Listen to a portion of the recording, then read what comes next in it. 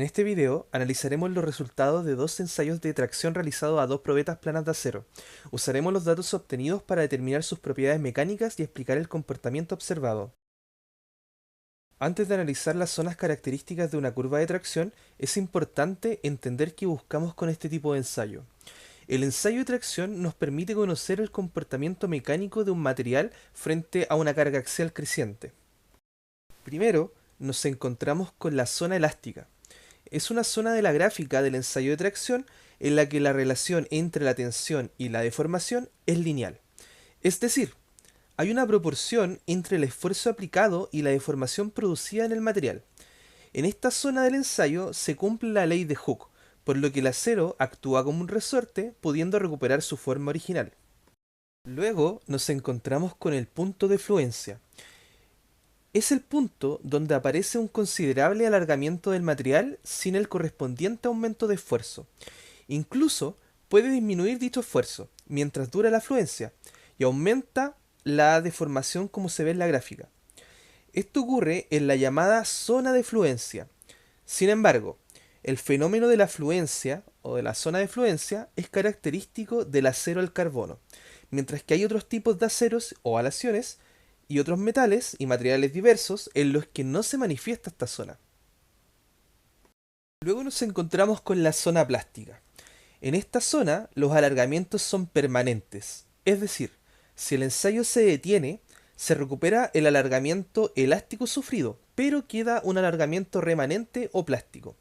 La curva en la zona plástica tiene menos pendiente que en la zona elástica, ya que para conseguir grandes alargamientos no es necesario un incremento de la carga elevada. Una vez llegado al máximo de la curva, hemos llegado al UTMS, o esfuerzo último. Es el punto de la curva en el que representa el esfuerzo máximo que el material es capaz de soportar.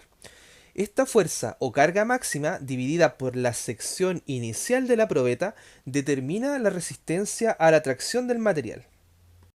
Una vez pasado este punto, nos encontramos en la zona de estricción. A partir del punto del esfuerzo máximo, la deformación se localiza en una zona determinada de la probeta, en lugar de hacerlo en toda su longitud. Como resultado, tiende a desarrollarse una estricción o encuellamiento en esta zona a medida que la probeta se alarga cada vez más. La tensión o el esfuerzo disminuye y la probeta termina por romperse en esta zona en el punto de fractura o esfuerzo de fractura.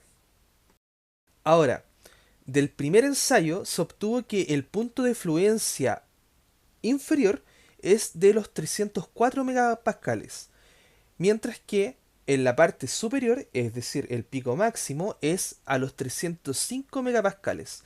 El UTMS es de 438 megapascales, el punto de fractura ocurre a los 311 megapascales y el porcentaje de elongación es de un 47%. Para el ensayo número 2 nos encontramos con las mismas zonas y puntos mencionados anteriormente. Incluso los valores específicos para los puntos son bastante similares. En este caso, se obtuvo que el punto de fluencia de la parte inferior es a los 299 megapascales, mientras que la parte superior es a los 300 megapascales.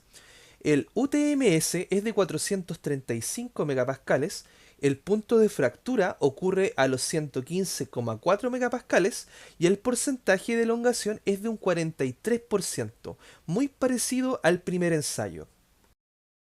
Ahora vamos a comparar los resultados obtenidos en el ensayo con propiedades típicas de aceros comerciales. A continuación, presentamos una tabla con los valores de límite de fluencia, resistencia máxima y elongación de tres aceros comunes: el ASI 120, el ASTM A36 y el ASTM A572 grado 50. Ambos resultados muestran elevada ductilidad. Además se observa una curva con zona elástica bien definida, zona plástica extensa, alto porcentaje de elongación. Por esto, ambas curvas indican una fractura dúctil, ya que la deformación continúa mucho después del esfuerzo de fluencia y hay una absorción significativa de energía antes de la ruptura, típicos de aceros de bajo contenido de carbono como el ASTM A36 laminado en caliente. Según la norma ASTM E8-E8M, hay dos métodos principales para determinar la fluencia. El método 1 es la fluencia convencional o offset, en la cual se traza una línea paralela al tramo elástico desplazada un 0,2% de strain o un 0,02 de deformación. El punto donde esta línea corta la curva es el límite de fluencia convencional. Por ejemplo, la recta del tramo elástico está representada por la función de la recta de color azul, la cual al aplicarle el desplazamiento del 0,002 de deformación, queda la recta presentada por la ecuación de color verde. El punto amarillo, donde se cruza la recta verde y la curva de esfuerzo versus deformación, sería el punto de fluencia. Este es el método más usado para materiales sin punto de fluencia claro. Ahora nos encontramos con un segundo método, el de la fluencia real. Se observa un pico y una caída repentina en el esfuerzo, típico en aceros suaves. Por ejemplo, para un acero 1030 se reporta el límite de fluencia superior, donde ocurre el pico marcada con la línea roja, y el inferior, donde la curva se estabiliza marcada con la línea verde. A continuación, les presento la tabla que resume lo que debe incluirse en el reporte final de un ensayo de tracción.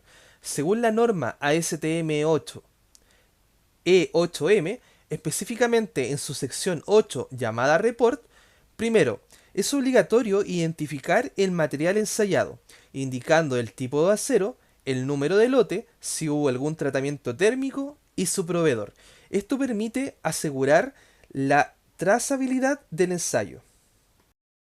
Luego, se debe especificar las dimensiones iniciales de la probeta, incluyendo el largo calibrado, el ancho, el espesor y el área original, ya que estos son valores que se utilizan para calcular el esfuerzo. Se debe indicar también la velocidad del ensayo, es decir, si el control fue por carga, deformación o elongación, y cuál fue la tasa usada. Esto es relevante porque puede influir en el comportamiento del material. Respecto a los resultados, se deben reportar el límite elástico, especificando si fue determinado por un método real o por offset al 0,2% de strain. Y la resistencia máxima, UTMS, también conocida como esfuerzo último.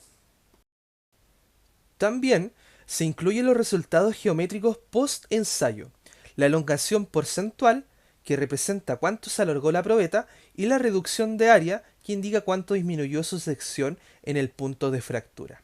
Además, es necesario describir el tipo y ubicación de la fractura, si fue dúctil o frágil y si ocurrió en el centro de la probeta o cerca de las mordazas.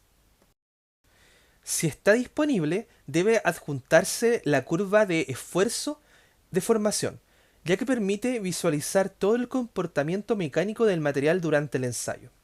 También se debe incluir el método de medición de la deformación, como el uso de un LVDT, extensómetro o cualquier otro sistema, para asegurar la precisión del dato. En caso de que el ensayo se realice a temperatura distinta al ambiente, esto también debe reportarse.